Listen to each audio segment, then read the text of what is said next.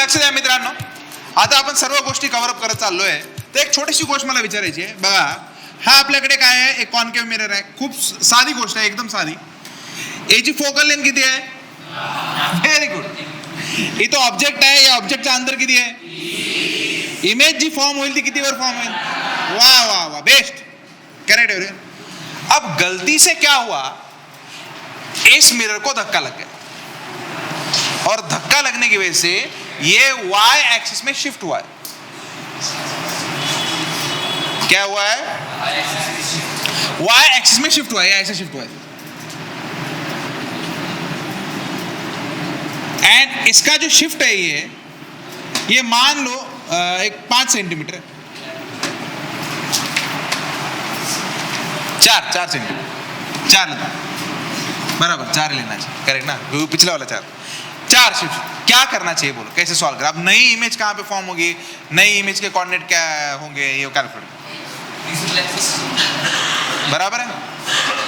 जब तुम लोग एक मिरर को शिफ्ट कर रहे होते हो तो तुम लोग मिरर को नहीं शिफ्ट करते, उसके प्रिंसिपल एक्सिस को शिफ्ट करते. Everybody clear? तो अब होता क्या है इस प्रॉब्लम में, क्या होगा अगर ये y डायरेक्शन में शिफ्ट हुआ है ना, तो होगा क्या, ये जो ऑब्जेक्ट है हमारा, ये ऑब्जेक्ट उसी जगह पे रहेगा और ये मिरर ऊपर जाने की वजह से क्या इस मिरर का प्रिंसिपल एक्सिस भी ऊपर चला जाएगा, इसके पोल के साथ चला जाएगा ना ऊपर. अरे बराबर है क्या? इसलिए पहले ऑब्जेक्ट को हाइट थी क्या, पहले ऑब्जेक्ट को हाइट थी, हाइट. अब हाइट आ जाएगी, कितनी आ जाएगी? 4 सेंटीमीटर आ जाएगी, बराबर है ना? क्या ऑब्जेक्ट का ये डिस्टेंस बदला? नहीं. कितना था? 30. इसकी इमेज कितने पे बनेगी? तुमको समझा क्या? 15 सेंटीमीटर पे इमेज बनेगी क्या? 100% क्लियर. अब क्या इस इमेज को हाइट होगी? हाँ, तो वो height of the image upon calculate कर सकते हैं. Everybody clear? तो हम लोग m का नॉर्मल फॉर्मूला लिखे. m का क्या फॉर्मूला है? HI divided by HO, that is equal to क्या? -V divided by U. तुमको समझा क्या यार? HI by HO that is equal to -V divided by HI by HO. HI क्या है? Height of the image based. HO क्या है? 4. ये क्या है? माइनस, ये V है -15, ये है -30. तो HI की हाइट आएगी -2 सेंटीमीटर. -2 सेंटीमीटर मतलब ऊपर के नीचे, ऊपर के नीचे, हाँ, ऑब्जेक्ट के अपोजिट साइड में. क्या ऑब्जेक्ट यहाँ पे नीचे, तो क्या इमेज यहाँ पे ऊपर बनेगी? तो क्वेश्चन है कि इमेज के कोऑर्डिनेट क्या है, इमेज के कोऑर्डिनेट क्या है, निकाल सकते हैं ना? हाँ, तो क्या है भाई इमेज का कोऑर्डिनेट? x में कितना है? -15. y में कितना? 2 ना? कोऑर्डिनेट एक्सिस रखना है, पोल पे कोऑर्डिनेट एक्सिस है. ये x एक्सिस है और ये y एक्सिस. सबके लिए क्लियर? तो क्या ये x में नेगेटिव और y में पॉजिटिव है, बराबर है ना? ये इसके कोऑर्डिनेट क्या होंगे? -30 -4. तुमको समझा क्या ये? अरे क्या 100% क्लियर? अगर ये सीधा वर्टिकल ऊपर नहीं जाता और ये इंक्लाइन जाता, मतलब मैं क्या बोल रहा हूं, धक्का लगने के लिए कैसा धक्का कैसे भी लग सकता है, बराबर है ना? धक्का वर्टिकली लगा ऐसा कुछ नहीं है. तो इसमें क्या होगा, ये ऐसा है ना, तो ये यहां से ऐसा शिफ्ट हुआ, ये 37 है और ये 10 सेंटीमीटर है. बोल क्या करेगा? सोचना है बस, एकदम भंगार कॉमन सेंस से सोचना है बस. क्या इसमें u भी चेंज होगा और h भी चेंज होगा? तुमको समझा क्या? अरे तो इस केस में तो यहां से u कितना था तेरे पास? 30 था ना? तो क्या अब ये मिरर इधर शिफ्ट हो गया है, तो क्या तू ये राइट एंगल ट्रायंगल बनाएगा, तो ये वाली वैल्यू कितनी आएगी? 10 cos 37. cos 37 की वैल्यू बोल, तो क्या ये आ जाएगा 8? अरे ये आ जाएगा ना 8. तो नए u की वैल्यू आएगी 30 + 8. तुमको समझा क्या? और क्या HO की भी वैल्यू तुम लोग कैलकुलेट कर सकते हैं यार? HO की वैल्यू कैलकुलेट कर सकते हैं ना? कितनी आएगी? 10 sin 37. अब ये HO की वैल्यू ना थोड़ा सा दिमाग लगा के कैलकुलेट करना, क्योंकि अगर मिरर ऊपर जा रहा है तो क्या ऑब्जेक्ट की हाइट नीचे हो रही है? अरे मिरर ऊपर गया तो ऑब्जेक्ट की हाइट नीचे, तो इसको ये माइनस साइन वगैरह देख लेना. मैं तुमको डिस्टेंस के बारे में बता रहा हूं. जब तुम लोग कैलकुलेट करो तो हाइट वगैरह तो देख लेना, ऊपर है कि नीचे, वो सब देख लेना। Everybody clear? तो क्या आएगा 10 sin 37, तो ये कितनी आएगी 6 सेंटीमीटर। तो क्या ये प्रॉब्लम 2 बार सॉल्व करना पड़ेगा? इसके लिए पहले फॉर्मूला यूज करना पड़ेगा 1/v + 1/u = 1/f, और ये वर्टिकली फिर से यूज करना पड़ेगा m = hi/ho। सबके लिए क्लियर? मान लो कि मिरर सिर्फ आगे शिफ्ट होता तो क्या सिर्फ u बदलता? मिरर क्या ऊपर चला गया इसलिए क्या सिर्फ हाइट बदल गई? और मिरर अगर इंक्लाइन गया तो क्या हाइट और u दोनों बदल गए? Shifting of mirror. ये अपने पास एक मिरर है, देखो यहां पे ध्यान दो, डन। और हम लोग जब ये कंसीडर करते हैं तो पोल से डिस्टेंस मेजर करते हैं u, और यहां से डिस्टेंस मेजर करते हैं v। क्या सबके लिए क्लियर? पोल से डिस्टेंस मेजर करते, पोल सब कुछ पोल से करते ना यार। अरे आपण सगळं काही पोल वरून करतो ना। Very good, very good, very good. 2f object यहां पे गिरा और ये ऐसी इमेज बन गई, बराबर है। न्यूटन ने क्या बोला? क्या तुम लोग बार बार पोल से मेजर करते यार? मैं फोकस से मेजर करूंगा। न्यूटन ने बोला मैं इसको x कंसीडर करूंगा और यहां से मैं इसको कंसीडर करूंगा y, बराबर। क्या हम लोग x और y डिस्टेंस के लिए मिरर फॉर्मूला अप्लाई कर सकते? x और y डिस्टेंस के लिए मिरर फॉर्मूला अप्लाई कर सकते क्या? मिरर फॉर्मूला जो आपल्याकडे आहे, जो मिरर फॉर्मूला हमारे पास है, क्या 1/v + 1/u = 1/f, ये फॉर्मूला कब वैलिड है? Distances are from poles. तो इसका मतलब ए अगर फॉर्मूला यूज करना पड़ेगा तो क्या ये डिस्टेंसेस कन्वर्ट करने पड़ेंगे? तो ऑब्जेक्ट का डिस्टेंस फोकस से x है, और यहां से यहां तक कितना है f। तो क्या 1/v का वैल्यू मैं लिखूंगा -f + y। तुमको समझा क्या मैंने क्या लिखा? -f + y प्लस यहां पे होगा 1/, हाँ, -f + x, करेक्ट ना? And that is equal to minus. अरे क्या शॉर्ट है? क्या क्लियर? क्या ये कॉन्केव मिरर है? Correct area. ये पूरा सॉल्व करने के बाद एक क्वाड्रेटिक इक्वेशन बनेगा, मस्त लंबा क्वाड्रेटिक इक्वेशन बनेगा। इसको सॉल्व करने के बाद बहुत ही सुंदर आंसर आता है, f² = x। Done area. ये एक शॉर्ट ट्रिक है जिससे तुम लोग चेक कर सकते हैं कि तुम्हारा आंसर बराबर आया कि नहीं। और 1-2 क्वेश्चन है जिसमें मैं यहां पे इसको यूज करने वाला हूं। Everybody clear? लिख डाल, बस अपने को इतना ही काम है। Done area. छोटी छोटी बात है, एकदम मस्त। क्या इसके बाद में मेरे को बहुत ही आसान जाने वाला है। वो देख अपन उधर किया था, वो देख वो भी अपन ने किया था, वो देख अपन ने लेंस को शिफ्ट करवाया था, मिरर को शिफ्ट करवाया था, है कि नहीं है? Correct area. तो मैं बोलने वाला हूं वेक्टर फॉर्म। अब नॉर्मली कैसा होता है, रे ऑफ लाइट ऐसे गया, इसको हम लोग बता नहीं सकते दूसरे को, करेक्ट है? तो नॉर्मली एग्जाम में कैसे आता है, a ray of light travels in a direction of i + j + k, this is the incident vector i vector, ऐसा कुछ तो बोलते हैं वो इंसिडेंट वेक्टर, बराबर है? Find its reflected vector if the plane xy ये इस प्लेन में लाई करता है, ये एंड वन सो लंबा क्वेश्चन आ जाए। हमारा टारगेट क्या है कि इसका वेक्टर फॉर्म क्या है, उस वेक्टर फॉर्म में अपने को रखना होता है। देखो अपने को इंसिडेंट वेक्टर दिया है, क्या इसका हम लोग आई कैप निकाल सकते हैं? करेक्ट। या इसको मैं सिंपलिसिटी करने के लिए ये ए वेक्टर बोलता हूं और इसको बोलता हूं मैं इंसिडेंट रे। कौन सा रे बोलता हूं भाई साहब? इंसिडेंट रे बोलता हूं। क्या शॉर्ट है? क्या क्लियर? अगर ये मेरे पास इंसिडेंट रे है तो क्या इंसिडेंट रे का मैं यूनिट वेक्टर निकाल सकता हूं? इंसिडेंट रे का यूनिट वेक्टर निकाल सकता हूं ना? कैसे? किसी भी वेक्टर का अगर यूनिट वेक्टर निकालना हो तो क्या करो? तो क्या i + j + k / √3। अरे बराबर है ना? अब इसका मतलब क्या हुआ, देखो ऐसा है, ये अपने पास प्लेन है, ये अपने पास क्या है? प्लेन। अब प्लेन के ऊपर ये इंसिडेंट रे आया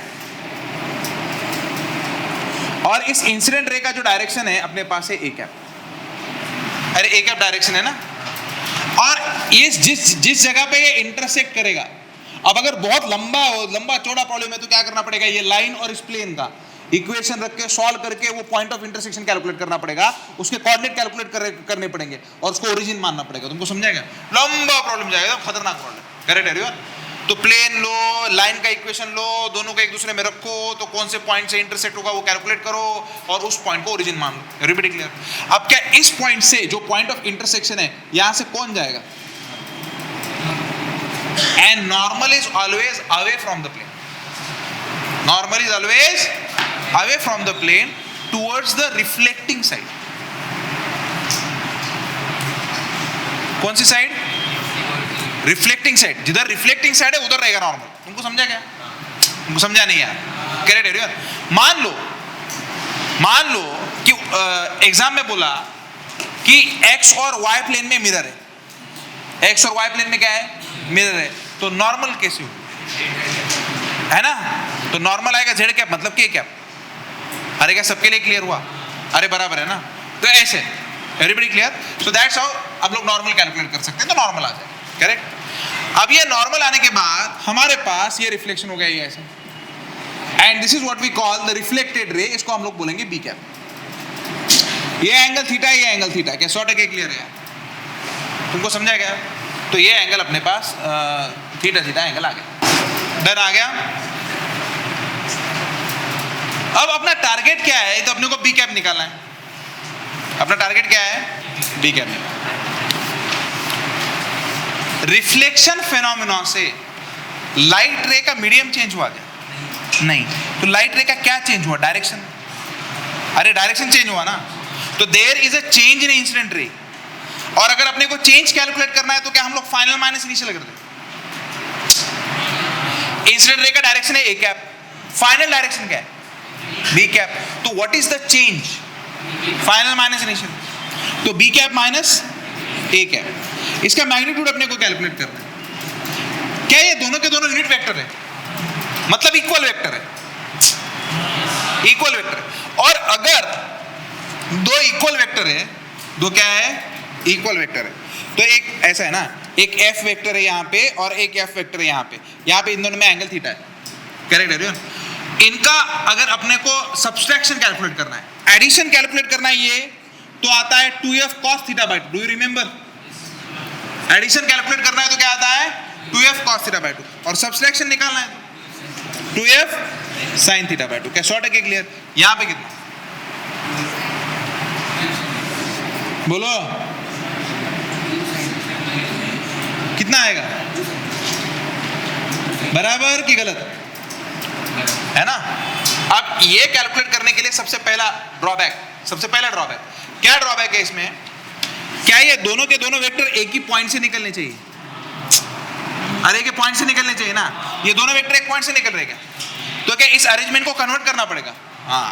तो साला इस अरेंजमेंट को जब अपन कन्वर्ट करेंगे तो यहाँ पे आ जाएगा बी कैप, यहाँ पे आ जाएगा ए कैप, और यहाँ पे वैल्यू कितना आएगा? अरे यार 180 माइनस, तुमको समझा क्या? 180 माइनस 2 थीटा. 180 minus 2 theta. तो इसका सब्सट्रैक्शन अपने को करना है. क्या करना है? इसका सब्सट्रैक्शन करना है. तो क्या इनका सब्सट्रैक्शन ऐसे आएगा?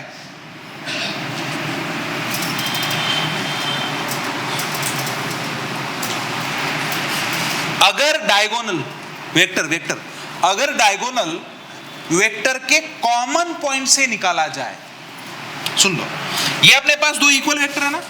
अगर डायगोनल वेक्टर के कॉमन पॉइंट से निकाला जाए तो वो क्या? एडिशन बताता है. और दूसरा बचा वाला डायगोनल क्या बताता है? सब्सट्रैक्शन बताता है ना. और उसकी डायरेक्शन कहां से होती है? उसकी डायरेक्शन कहां से होती है? Initial to final. Scalar vector बराबर है ना यार? बराबर. Very good, very good. तो इसका मतलब क्या आ जाएगा यहाँ पे? 2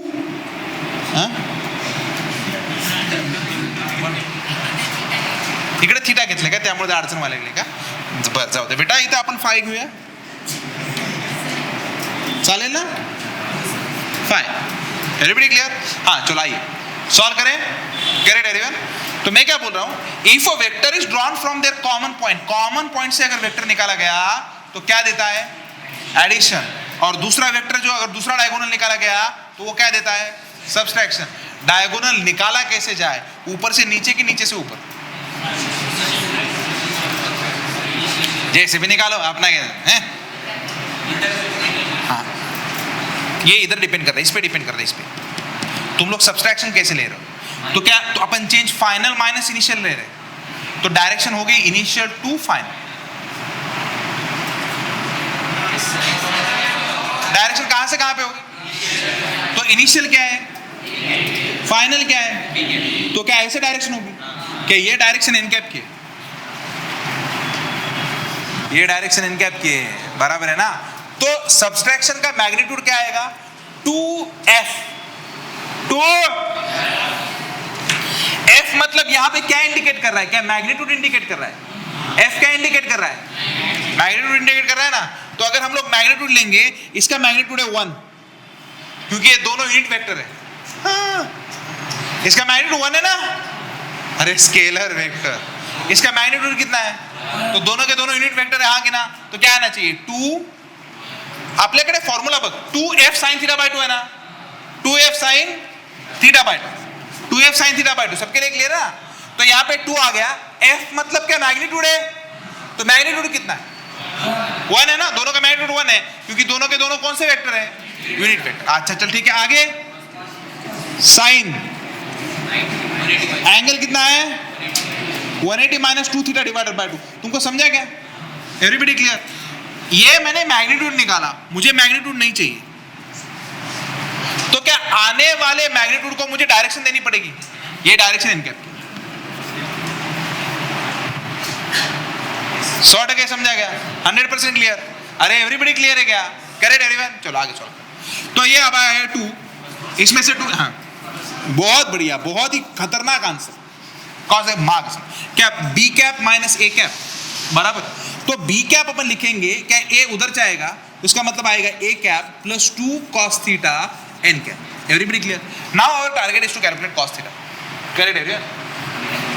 अब अगर तुम लोग यहां पे देखो इन दोनों वेक्टर को, ए कैप और एन कैप को देखो, तो क्या ए कैप ऐसे जा रहा है, एन कैप ऐसे जा रहा है कि नहीं, एन कैप ऊपर जा रहा है और ए कैप नीचे जा रहा है, तो इस डायरेक्शन में कौन जा रहा है, इन दोनों के बीच में एंगल कितना है, इन दोनों का अगर अपन ने डॉट प्रोडक्ट निकाला, क्या निकाला, तो डॉट प्रोडक्ट क्या आता है, minus A cap into N cap equal to क्या आएगा, क्या इसका मैग्नीट्यूड 1। अरे डॉट प्रोडक्ट मतलब क्या होता है, A B cos theta, A B A B cos theta बराबर है। What is the value of cos theta, रख दो क्या, तो कितना आएगा, B cap equal to A cap minus 2 A cap into N cap into N cap. क्या this will be the resultant reflected vector, ये रिफ्लेक्टेड वेक्टर आ गया रिजल्टेंट। अरे क्या 100% क्लियर। एग्जाम्पल कैसे आएगा ये,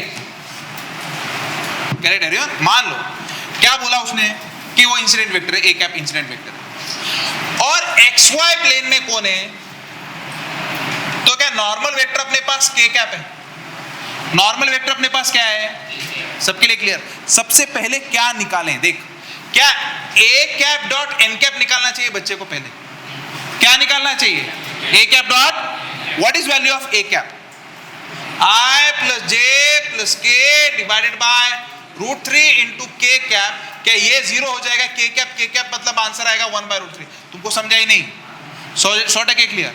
तो क्या बी कैप की वैल्यू में निकाल सकता हूं, बी कैप की वैल्यू निकाल सकता हूं क्या ए कैप में से माइनस करना है, तो क्या आई plus J plus K divided by √3 minus 2 into क्या डॉट प्रोडक्ट उन लोग का 1/√3 जो मैंने यहां पे कैलकुलेट किया इंटू एन कैप। अब एन कैप क्या है, तुमको समझा ही नहीं,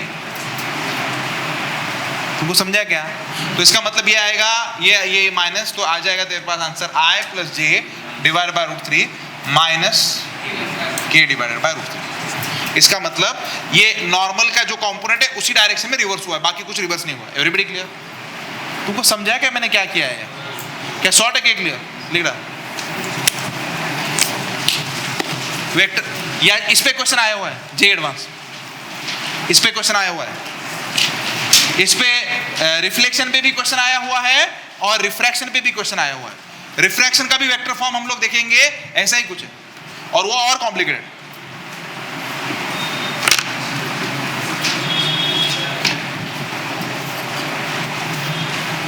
our target is to calculate the reflected vector. एक मिनट ध्यान दें। सबसे पहले ये देखो, हमारे पास law of parallelogram of vector addition दिखाया गया है, ये पी वेक्टर है, ये क्यू वेक्टर है, बराबर है ना। अगर कॉमन पॉइंट से डायगोनल निकालो तो क्या उनका रिजल्टेंट बताएगा, और ये एडिशन करने के लिए क्या दोनों के दोनों वेक्टर एक कॉमन पॉइंट से चालू करने चाहिए, तो कॉमन डायगोनल उनका क्या देगा, एडिशन देगा। और अगर सब्सट्रैक्शन कैलकुलेट करना है तो ये दूसरा डायगोनल हमको कैलकुलेट करना पड़ेगा। अब ये दूसरा डायगोनल कैसे डायरेक्शन होता है, उसका डायरेक्शन दिया जाता है सब्सट्रैक्शन से, करेक्ट एवरीवन।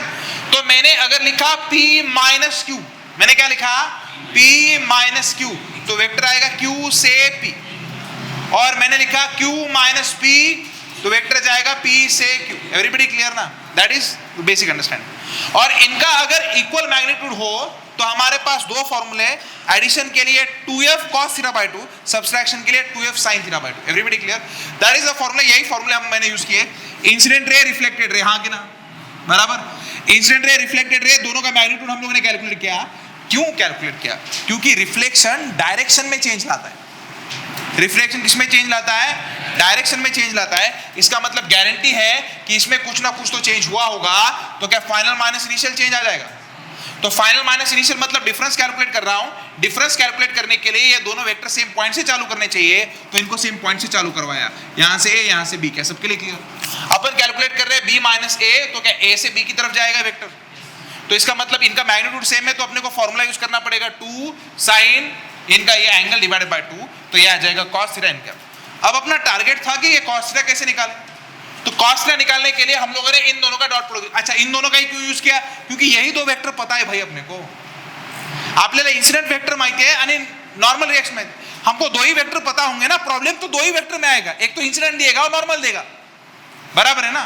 तो क्या इन दोनों वेक्टर में ही लिखना चाहिए cos थीटा, तो इन दोनों का डॉट प्रोडक्ट लिया मैंने, इस वेक्टर को मैंने रिवर्स किया, तो ये डॉट प्रोडक्ट इनका मेरे पास ऐसा है। क्या सबके लिए क्लियर। तो क्या cos थीटा की वैल्यू मैंने यहां पे रखी है, फाइनल इक्वेशन है। 100% क्लियर, बहुत कॉम्प्लिकेटेड था क्या ये, 100% क्लियर, 100% समझा, खत्म। अब तुम लोग डाल सकते हैं रिफ्रैक्शन ऑफ लाइट, किसी को डाउट है तो मुझे पूछ। डन एवरीवन, कल से रिफ्रैक्शन ऑफ लाइट चालू करेंगे गुरुजी।